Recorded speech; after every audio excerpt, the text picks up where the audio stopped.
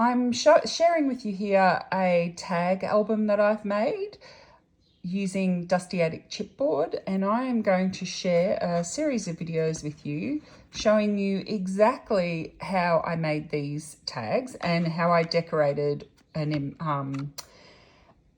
coloured the chipboard items. So there'll be 4 videos in total because there's so many different techniques on each of these tags. Now these, you could use these same techniques and these items for tags like I have on the cover of albums or as embellishments on layouts or other off-the-page items. So I hope that you'll join me in each of these videos to see exactly what I've done. Thanks. And this is the tag for this video. I'm moving the video through quite quickly due to the fact that there's 2 hours of content to make this tag.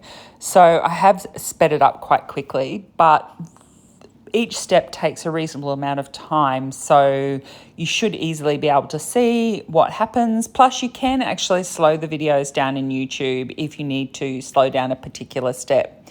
Now, I am preparing my chipboard sea creature here. I started trying to paint it with a metallic Prima paint, but it wasn't covering the chipboard well enough because the paint was a bit translucent. So I'm just using a makeup sponge here and a white acrylic paint, and I am roughly painting or lightly painting each of the elements of the chipboard with white paint so that when I paint over it with the metallic paints, we get full coverage. Now, I like to use a makeup sponge because then I can apply the paint lightly, and it is really important to apply the paint lightly, otherwise you will cover over all of the engraved detail on the elements. So you can see that with the fish, there's the detail with the scales and on the fins, etc.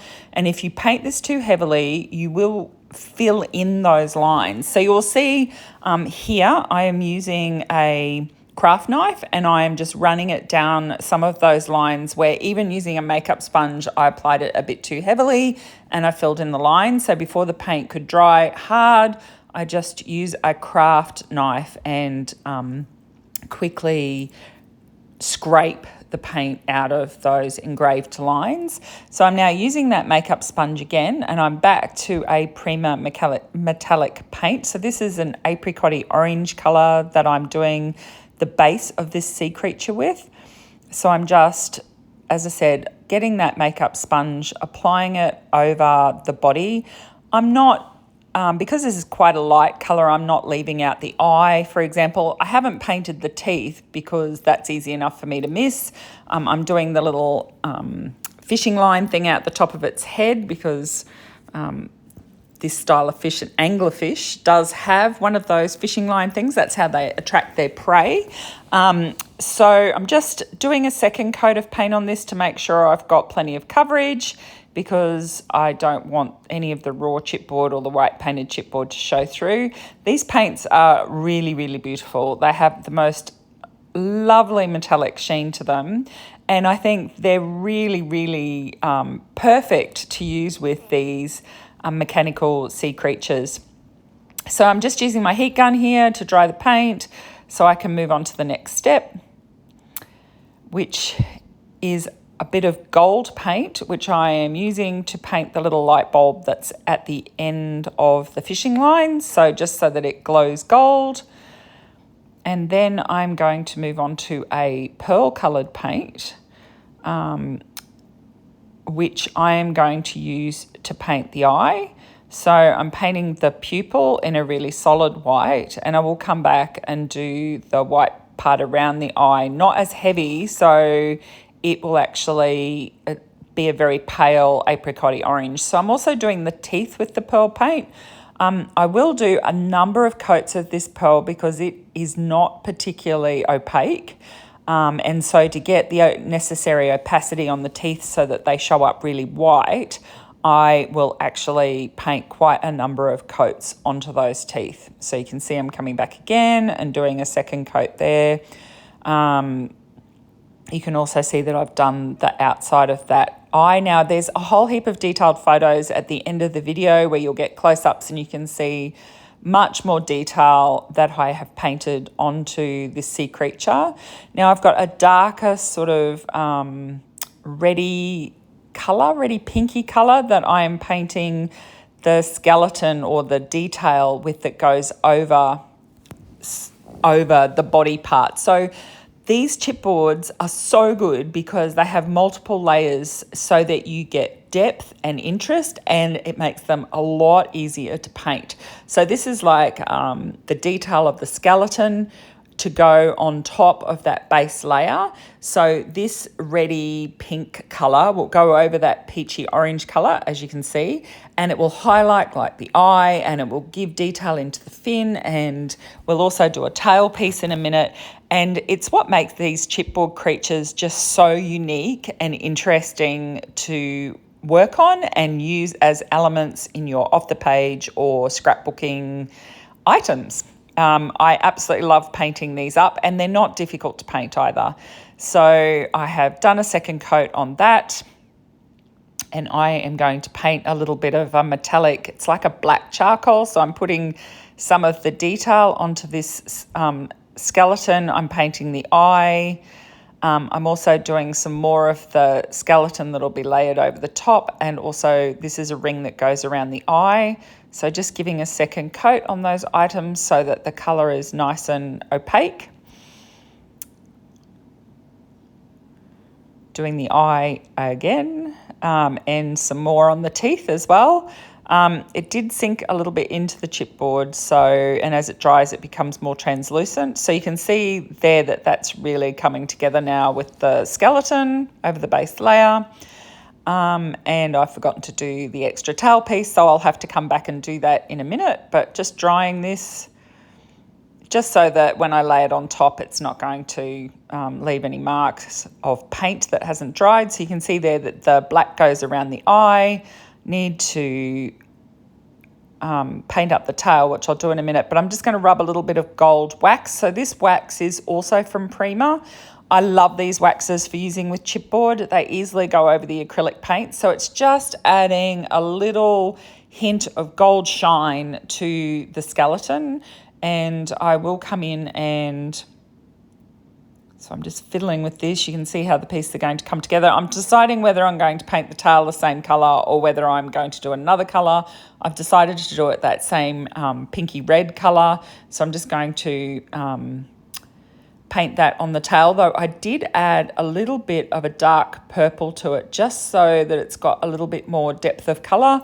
You can combine all of these paint colours to create your own colours. So I did add just a little bit of a burgundy purpley colour to it to make it deeper, and I've gone back to the skeleton again just to touch it up as well so it's a little bit deeper colour. And I quite like adding several slightly different colours on top of each other because you get more appearance of shadow and depth and interest in those chipboard elements. So there we go. That's going to look fantastic when it's all stuck together. And just going to add yet a little bit more. Oh, here we go. I'm going to paint in the spines on the fin just so that they stand out. So just a really fine paintbrush will let you add in those little details, and I'm adding yet another coat on the skeleton to make sure that it's nice and solid and shiny. And the wax is out again, just adding some onto the tail, and I'm going to add a little bit around the body of the fish. Now, by adding the wax like this, so just lightly rubbing it around the outside, it does give it shadow and dimension. And you'll see on one of the later tags, I think it's video 4, that the way I do the colouring on that particular sea creature really makes it look dimensional. So when that video comes out, you should have a look at that and see how I do the wax on that creature. So now I'm just using a nice strong glue to stick this down. That's a Stemperia extra strong glue that I'm using there. And I'm just holding the chipboard in place while it dries so it doesn't shift. And adding the eye ring around the around the eye, matching it up with the underlying piece. And I can set that aside now to dry. Now I'm going to work on my tags. As I mentioned in the first video, I cut my own tags, and if you go to video 3 when it's released, it will actually show you how I cut my tag. It's not in each of the videos, but it is in the third one. I'm now covering this with a soft gel, and I'm going to use old music paper to cover it. And I also cover the music paper in soft gel so that when it dries, it forms a barrier between what is very porous paper, because I'm going to paint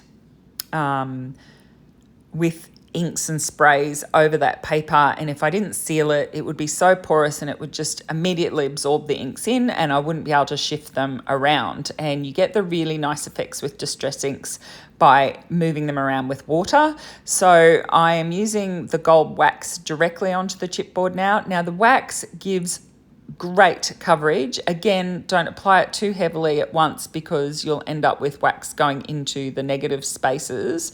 And you can see there that I was just using my craft knife to clean out some of the wax from the detail pieces, just so that you get a nice clean image. And a craft knife works really well with its nice sharp blade to clean off those edges.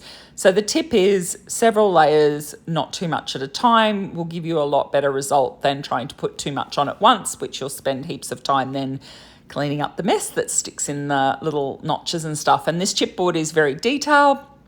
And so, yeah, it's better to take it slowly and surely. These elements that I'm doing here are some of the more of the industrial items that are available from Dusty Attic, and they work really well with these mechanical sea creatures. This is a little bit of silver wax, so I'm just adding that to the gold to break up that gold colour. And now I'm going to add a clear embossing powder over this. It just makes it go really shiny and dimensional.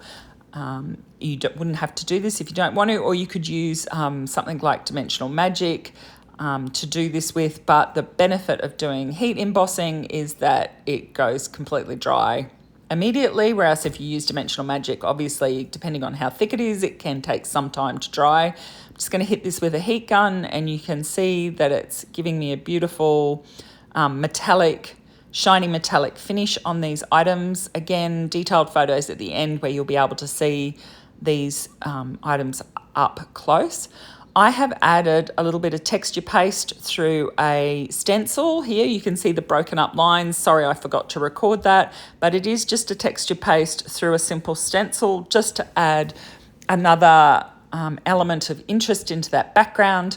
And now I'm going to use actually the Prima metallic paints. So I thought I was using inks, but no, I'm using paints on this particular tag. I am also mixing an ink in there as well, but I'm trying to show you different techniques that you can do. So the techniques that I'm doing here on this tag, although I made the tag myself, you can use this on chipboard as well. So if you covered a simpler chipboard shape with paper and sealed it, you could then do this. You can see that with the paints, while they're wet, I have sprayed water onto them, which makes them shift because they're not dry. Once they're dry, they'll be solid and you won't be able to get them to shift. So they won't reactivate like the Tim Holtz sprays do. The distress sprays and the oxide sprays will activate if they're made wet again. But these paints, once they dry, that's it. It's like any acrylic paint. They will be fixed in place.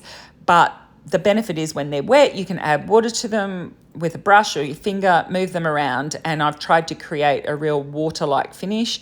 You can see the real shine there in the light silvery blue color. And when you see the close-up photos at the end, you will see how shiny that silvery blue paint is. And now I've just added some distress spray onto that just to give more depth. The layers that you create with these sprays and paints onto this background is all about giving more depth and dimension, because as the paints or sprays layer over each other, you can see little glimpses of colour, of the other colours through them. So taking the time to do layers is well worth it when you're working with mixed media, because it will add more interest. So because I'm trying to get the ocean effect here, I want those layers of blue. And this is how I'm going to lay out my fish. And so I'm just checking that the colour that I've put down shows appropriately once the chipboard items are on it. And I have got the gold wax here again, bringing the gold into the background by rubbing it lightly around the outside edge. Just like paint, that wax dries hard and solid with time, and if you hit it with a heat gun, it will dry faster. So this is just a gold thread that I've used. I just bought that from a sewing shop. It's a fine gold thread. I'm just adding that into the background. Again, it's just another element of interest and another layer of texture.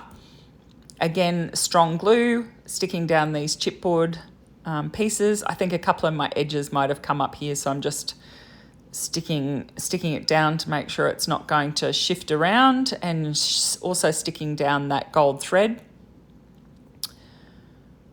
Now what I'm doing here is I've put a like scrap piece of chipboard in the middle, because that's where my fish is going to sit. So the fish also overlaps a bit onto the corner pieces, but so that it's properly supported, I've put that piece of spare chipboard or scrap chipboard underneath. That means that it will be held nice and securely onto the tag and it's not going to shift. I'm just holding it in place so that until the glue grabs. And there we go. That's the fish complete. You can see the detail pictures here and the shine of the paint and the shine on the embossed chipboard gears that are in the background. And you can also see bits of that gold thread and the variation in colour of the blues that are in the background over the music paper. Thanks so much for joining me, and I look forward to seeing you in a future video. Thank you.